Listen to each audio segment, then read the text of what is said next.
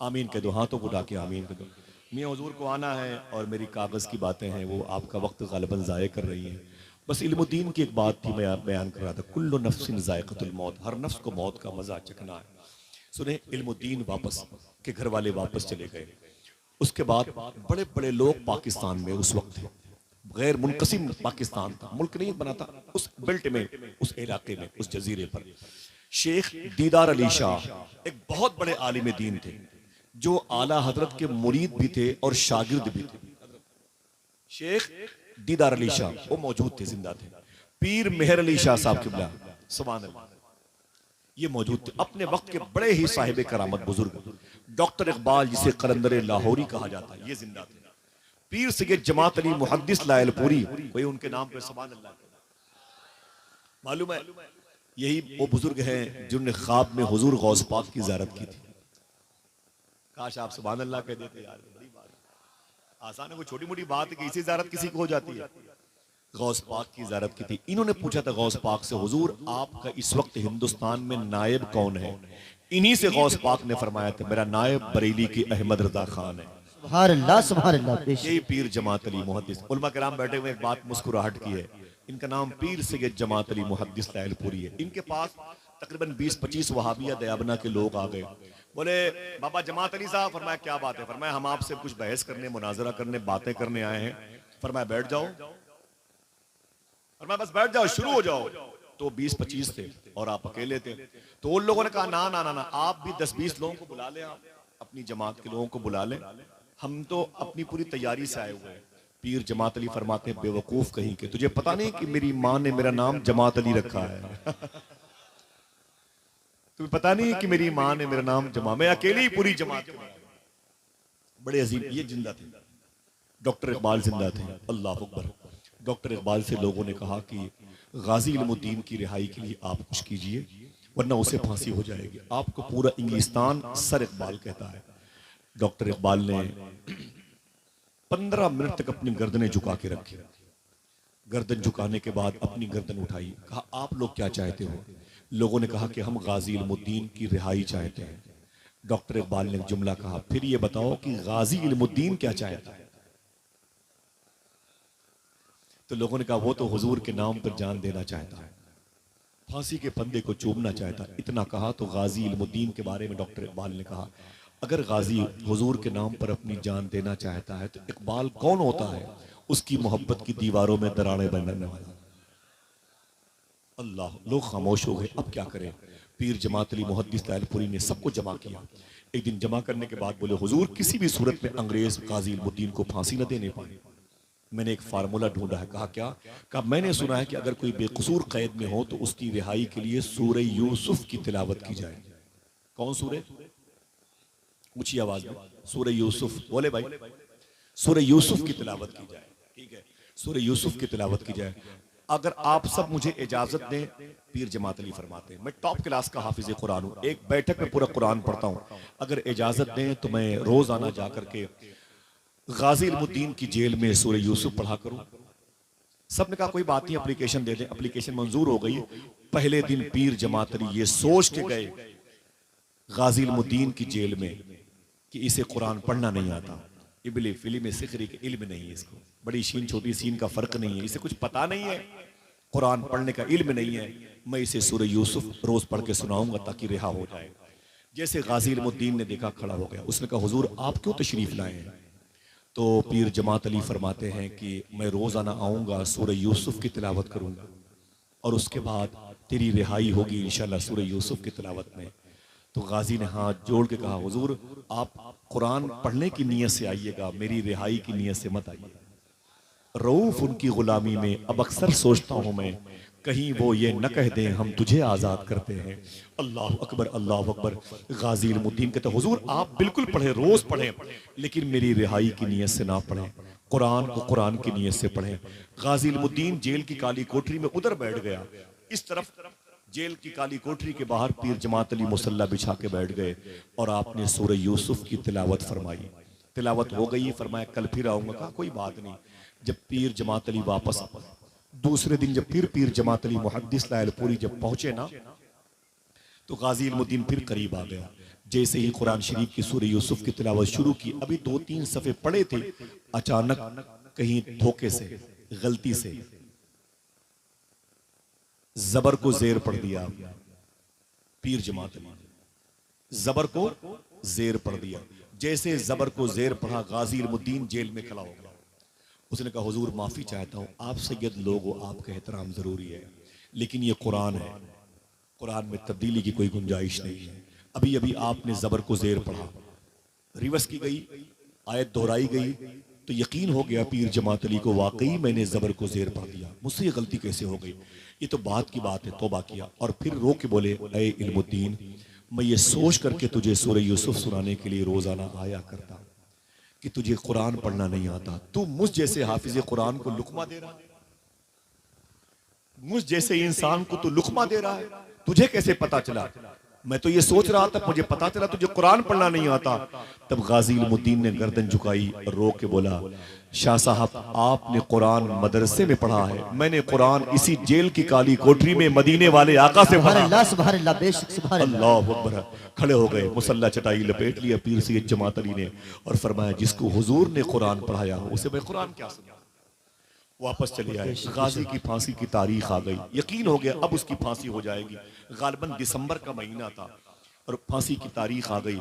सुबह के 5 बजे उसकी फांसी होने वाली थी गाजी इल्मुद्दीन की। अल्लाह अकबर। रात के 3 बजे जो जेलर था वो टॉर्च लेकर के गाजी इल्मुद्दीन के कैद खाने की तरफ गया। देखे मौत आने वाली है, लेकिन कैसी मौत है। मौत वो है कि करे जिसका जमाना अफसोस, यूं तो आए हैं सभी दुनिया में मरने के लिए। अल्लाह अकबर। टॉर्च लेके जैसे जेलर गाजी के कमरे के सामने आया ना, उसने टॉर्च रोशन की तो गाजी नजर ना आया, आवाज दी तो गाजी ने जवाब न दिया। टॉर्च की रोशनी को फैलाया कैनवस को, सूरत नजर ना आई। गाजी गाजी गाजी कहां है? गाजी का अता पता नहीं, बाहर से ताला बंद, गाजी गायब। चीख मार के रोया, सीटी बजाई तो पुलिस वाले आ गए, करीब के मुलजिमों पर बड़ी लाठियां बरसी। बताओ गाजी इल्मुद्दीन कहां चला गया? सब बोले मुझे क्या मालूम, जेल आपकी ने काली कोठरी में ताला बंद कर रखा है। पूरा हंगामा हो गया कि ब्रिटिश गवर्नमेंट का दौर है, सैकड़ों पुलिस वालों की जान चली जाएगी, इंटरनेशनल इशू बन गया है, उसकी फांसी होने वाली 2 घंटे बाकी है, गाजी जेल से कैसे गायब हो गया? अल्लाह अकबर। 1 घंटे तक पूरा अमला, पूरा ग्रुप, पूरा पुलिस डिपार्टमेंट उसे ढूंढता रहा, लेकिन गाजी न मिला। लेकिन जब 4 बजे तो जेलर कहता है, मैं अपनी पेशानी को, अपनी खोपड़ी को उसकी काली कोठरी की लोहे की छड़ दीवारों पर मार रहा था।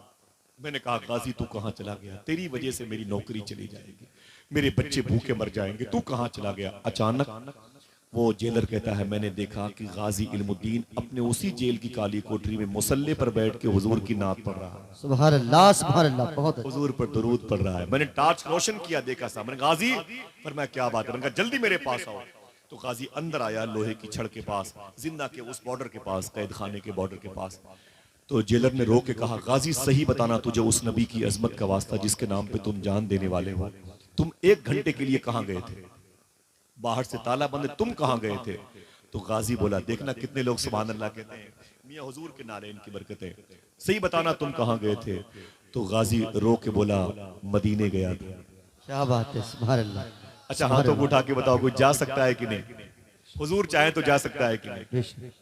अल्लाह अकबर, अल्लाह अकबर। जा सकता है कि नहीं? माशाअल्लाह। बोले मैं मदीने गया था। बोले तुम मदीने गए थे? अल्लाह अकबर, अल्लाह अकबर। तड़प गया वो शख्स, तड़प गया। वो मदीने वाले आका है, सुभान अल्लाह, जिनके बारे में शायर ने शेर कहा, एक पर्दे दयार है, एक साया दयार, मिट्टी भी खूब पाई है हमने कफन के साथ, जिस जा बदन से रूह निकल कर न जा सके, मेरा नबी वहां भी गया है बदन के साथ। क्या बात है। ये अथॉरिटी मेरे आका को, तसर्रुफात के मालिक है, मुख्तार है, इतना इस्तिमना मेरे आका को अल्लाह ने अता फरमाया है। जरा मोहब्बत से गौस पाक के शहजादे के मौजूदगी में हाथों को उठा के बोल दें, या रसूल अल्लाह, सुभान अल्लाह। बस ये आखिरी जुमले हैं। गाजी इल्मुद्दीन बोला कि मैं मदीने गया था। जेलर ने कहा फिर? तो कहता है, मैं मदीने गया तो सिद्दीक उमर बैठे हुए थे, उस्मान व अली बैठे हुए थे, हुजूर तशरीफ फरमाते। हुजूर ने फरमाया मौला अली सरकार से, अली इल्मुद्दीन आ गया? तो मौला अली फरमाते, जी हुजूर वो बैठा हुआ है। तो मेरे आका फरमाते, अली पूछो इल्मुद्दीन से, इसे डर तो नहीं लग रहा, इसकी फांसी होने वाली है? तो मौला अली फरमाते, डर लग रहा है? तो इल्मुद्दीन ने कहा कि हुजूर जब तक फांसी नहीं हुई है, 1 दिन 2 दिन के बाद आपकी ज़ियारत होती है।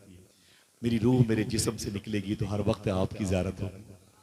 क्या मैं बात उस लम्हे का इंतजार कर रहा हूँ।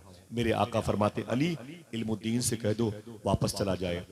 सुनो, मौत के वक्त फांसी के फंदे पे अपने हाथों से अपने गले में फंदा डालेगा, ताकि दुनिया वालों को पता चल जाए कि हुजूर के आशिक मौत से नहीं, मौत हुजूर के आशिक से डरा करती है। क्या बात है, बेशक बेशक, क्या फिर बात मेरे है। आका ने एक जुमला कहा, अगर दिल गए तो सुभान अल्लाह कहते। मेरे आका फरमाते हैं, अली गाजी इल्मुद्दीन से कह दो जाके तैयारी करे, तेरी फांसी के वक्त सिद्दीको उमर और अली भी आएंगे और आमीना का लाल भी आएगा। सुभान अल्लाह, नारे तकबीर, अल्लाह अकबर। नारे रिसालत, आशिकाने मुस्तफा। जब तेरी याद से दुनिया से गया है कोई, जान लेने को दुल्हन बन के कज़ा आई।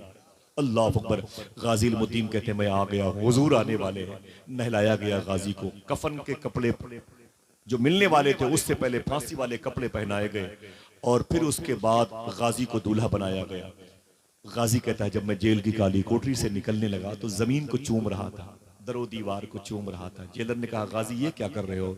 तो गाजी रो के बोला, मुझे याद नहीं मैंने कितनी मरतबे हुजूर को इसी काली कोठरी में नाते सुनाई।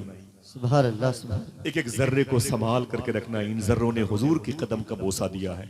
जैसे इल्मुद्दीन बाहर निकला ना, एक पंजाबी पगड़ी बांधने वाला शख्स बाहर खड़ा रो रहा था। जैसे गाजी बाहर निकला, उसने अपनी पगड़ी उतारी, गाजी के कदम पे रख के बोला, अय गाजी, जिस नबी से मिलने के लिए तू जा रहा है उसी नबी के कलमा पढ़ा के मुझे उनका गुलाम बनाते हो। सुभान अल्लाह, सुभान अल्लाह। गाजी ने उसे कलमा पढ़ाया, आगे बढ़ा। उस वक्त रात भर वो कैदी जो उस कैद खाने में थे रात भर सोए नहीं थे। सारे कैदी जेल की सलाखों के करीब आके बैठे हुए थे। गाजी इधर से गुजरेगा, आज सुबह को 4:30 पौने 5 बजे गाजी इधर से गुजरेगा। सारे कैदी रात भर सोए नहीं थे, जेल की सलाखों के करीब बैठे हुए थे, दरवाजे के करीब। जैसे गाजी उधर से गुजरा, जेल के दीगर कैदी कहते हैं, गाजी ऐसे फांसी के फंदे की तरफ जा रहा था, लग रहा था कोई दूल्हा बारात लेके जाए। क्या बात है, बेशक। जब तेरी याद से दुनिया से गया है कोई, जान लेने को दुल्हन बन के कज़ा आई है। मालूम है क्या हुआ? गाजी इल्मुद्दीन जब आगे बढ़ा तो उसके कपड़े को दूसरे कैदी अपना हाथ अपनी जेल की सलाखों से निकाल करके उसे बोसा देते थे। क्या बात है, बेशक। यूं हाथ निकाल के उसे चूमते थे और पूछते थे, गाजी कहाँ जा रहा है, गाजी कहाँ जा रहा है, गाजी कहाँ जा रहा है? तो गाजी मुस्कुरा मुस्कुरा के बोलता था कि आमिना के लाल की ज़ियारत के लिए जा रहा हूँ, मैं मदीने जा रहा हूँ। तो कैदियों की आवाज मुश्तरका तौर पर बुलंद होती नजर आई कि मदीने वाले से मेरा सलाम कह देना, मदीने वाले से मेरा सलाम कह देना, तड़प रहा है तुम्हारा गुलाम कह देना। अभी 3 मिनट बाकी थे कि गाजी इल्मुद्दीन ने रस्सी उठाई, अपने गले में डालने लगा। तो जज ने कहा, गाजी अभी 3 मिनट बाकी हैं, अभी तुम्हारी फांसी का वक्त नहीं आया है। गाजी ने कहा, जज साहब आप खामोश रहिए, तुम घड़ी देख रहे हो, मैं सामने आमीना के लाल को देख रहा हूं। सुभान अल्लाह, सुभान अल्लाह, बेशक। गर वक्त अजल सर तेरी चौखट पे धरा हो, जितनी हो कज़ा एक ही सजदे में अदा हो। मौत ऐसी होती। इनकी ये दास्तान इसके बाद की बड़ी प्यारी है। फिर किसी मौके पर वक्त की ज़्यादती के लिए मादरत चाहता हूँ, दुआ करो अल्लाह हम पे मौत का गलबा अता फरमाए, अल्लाह हम सबको सच बोलने और हलाल खाने की तौफीक अता फरमाए, ताकि हम मौत से न डरें बल्कि मौत की तैयारी करें, मौत के इंतजार में रहें। मौत ही तो है जो हमें उन दीवारों को गिरा करके हुजूर के चेहरे की ज़ियारत का शरफ अता करेगी।